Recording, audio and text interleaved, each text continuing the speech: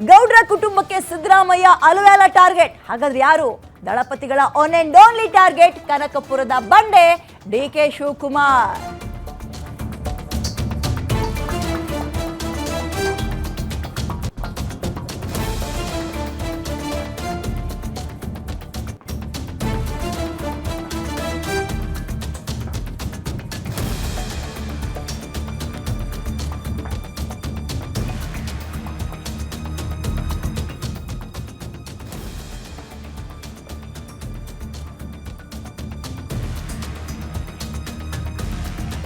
Okay, ದಳಪತಿಗಳಿಗೆ target Siddaramaiah ಅಲ್ಲ, ಕನಕಪುರದ ಬಂಡೆ ಡಿಕೆ ಶಿವಕುಮಾರ್. ಅಫ್ಕೋರ್ಸ್ ಹೌದಲ್ವಾ, ಆಬ್ವಿಯಸ್ಲಿ ಒಕ್ಕಲಿಗರ ಬೆಲ್ಟಲ್ಲಿ JDS ಪಾಲಿಗೆ ದಿ ವಿಲ್ಲನ್ ಆಗಿರೋದು ಡಿಕೆ ಶಿವಕುಮಾರೇ. ದಳದ ವೋಟ್ ಬ್ಯಾಂಕ್ ಒಕ್ಕಲಿಗರು, ಬಟ್ ಆ ಬ್ಯಾಂಕ್ ಅನ್ನ ಚಿತ್ ಮಾಡ್ತಾ ಇರೋದು ಡಿಕೆ ಶಿವಕುಮಾರ್. ಹಾಗಾಗಿ ಅವ್ರನ್ನ ಟಾರ್ಗೆಟ್ ಮಾಡ್ತಾ ಇದ್ದಾರೆ. ಒಕ್ಕಲಿಗರ ಬೆಲ್ಟ್ ನಲ್ಲಿ ಮತ್ತೆ ಸ್ಟ್ರಾಂಗ್ ಆಗೋಕೆ ದಳಪತಿಗಳು ಪ್ಲಾನ್ ಮಾಡ್ತಾ ಇದ್ದಾರೆ. ಡಿಕೆಶಿ ವಿರುದ್ಧ ನಿಖಿಲ್ ಕುಮಾರಸ್ವಾಮಿ ಕೆಂಡಾಮಂಡಲರಾಗಿದ್ದಾರೆ. ಈಗ ಡಿಕೆ ಶಿವಕುಮಾರ್ ಆ ಒಂದು ಹೇಳಿಕೆಯನ್ನೇ ಅಸ್ತ್ರವನ್ನ ಮಾಡ್ಕೊಂಡಿದ್ದಾರೆ. ನಿಖಿಲ್ ಯಾವ ಹೇಳಿಕೆ? ಡಿಕೆ ಶಿವಕುಮಾರ್ಗೆ ನಿಖಿಲ್ ಕುಮಾರಸ್ವಾಮಿ ಕೌಂಟರ್ ಕೂಡ ಕೊಟ್ಟಿದ್ದಾರೆ. ಮಿಸ್ಟರ್ ಡಿಕೆಶಿ, ಸಮಾಜಕ್ಕೆ ಏನ್ರಿ ಮಾಡಿದಿರಾ ನೀವು ಅಂತ ನಿಖಿಲ್ ಪ್ರಶ್ನೆ ಮಾಡಿದ್ದಾರೆ.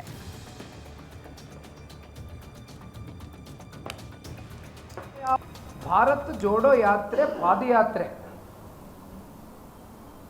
ಆದರೆ ಇಲ್ಲಿ ನೀವು ರಾಜ್ಯದಲ್ಲಿ ಏನು ಮಾಡ್ತಿದ್ದೀರಿ? ದೇಶಕ್ಕೇನು ಸಂದೇಶ ಕೊಡ್ತಾ ಇದ್ದೀರಿ ಮಿಸ್ಟರ್ ರಾಹುಲ್ ಗಾಂಧಿ? ಯಾವ ಯಾವ ಸಮಾಜ ಸಮುದಾಯಗಳು ಧರ್ಮವನ್ನು ನೀವು ಒಗ್ಗೂಡಿಸಬೇಕಾಗಿದೆ ಅಂಥ ಜಾತಿಗಳ ಮಧ್ಯೆ, ಸಮುದಾಯದ ಮಧ್ಯೆ, ಧರ್ಮದ ಮಧ್ಯೆ, ಸಮಾಜದ ಮಧ್ಯೆ ಇವತ್ತು ವಿಷ ಬೀಜವನ್ನು ಬಿತ್ತಿದ್ದೀರಿ. ನಿಮ್ಮ ಆತ್ಮಸಾಕ್ಷಿಗೆ ನೀವೇ ಪ್ರಶ್ನೆ ಮಾಡ್ಕೊಳ್ಳಿ. ಈ ವರದಿ ಇವತ್ತು ಏನು ತಯಾರು ಮಾಡ್ಕೊಂಡಿದ್ದೀರಿ, ಈ ರಿಪೋರ್ಟಿಂಗ್ ಏನು ಮಾಡಬೇಕು ಅಂತಕ್ಕಂಥದ್ದು ನೀವು ಹೊರಟಿದ್ದೀರಿ.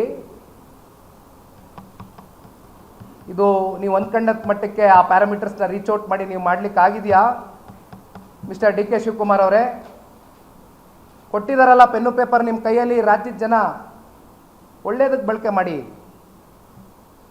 ಬನ್ನಿ ಸಮಾಜ ಕಟ್ಟೋಣ. ನಿಮ್ಮ ಆತ್ಮಸಾಕ್ಷಿಗೆ ನೀವೇ ಪ್ರಶ್ನೆ ಮಾಡ್ಕೊಳ್ಳಿ. ಈ ವರದಿ ಇವತ್ತು ಏನು ತಯಾರು ಮಾಡ್ಕೊಂಡಿದ್ದೀರಿ, ಈ ರಿಪೋರ್ಟಿಂಗ್ ಏನು ಮಾಡಬೇಕು ಅಂತಕ್ಕಂಥದ್ದು ನೀವು ಹೊರಟಿದ್ದೀರಿ.